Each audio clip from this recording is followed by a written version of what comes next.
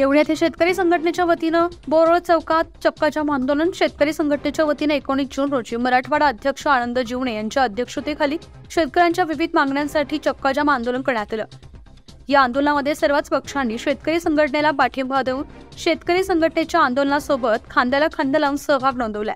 आंदोलनामध्ये शेतकऱ्यांच्या प्रश्नावर विविध पक्षांच्या मान्यवरांचं मनोगत व्यक्त करण्यात आलं. शेतकरी संघटनेच्या वतीनं प्रशासनास निवेदन देण्यात आलं.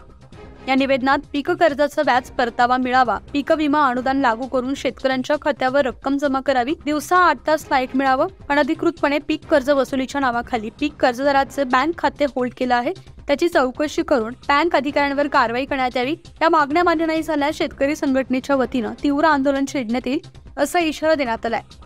या आंदोलनास अरविंद भातंब्रे, सुरेंद्र आंबुलके, मिथुन दिवे, गजानन उजळवे, अमर मुरके, देवीदास पतंगे, शरण लुले, अरुण पाटील, योगेश तगरखेडे, चेतनजी बिटकरी, मल्लिकार्जुन ईश्वर शेटे अनेक शेतकरी देवणी शहर व तालुक्यातून या रास्ता रोको आंदोलनास उपस्थित होते. सहाय्यक पोलीस निरीक्षक माणिक ठोकेसह चौक बंदोबस्त होते. न्यूज 15 मराठीसाठी सुधाकर सूर्यवंशी, देवणी, लातूर.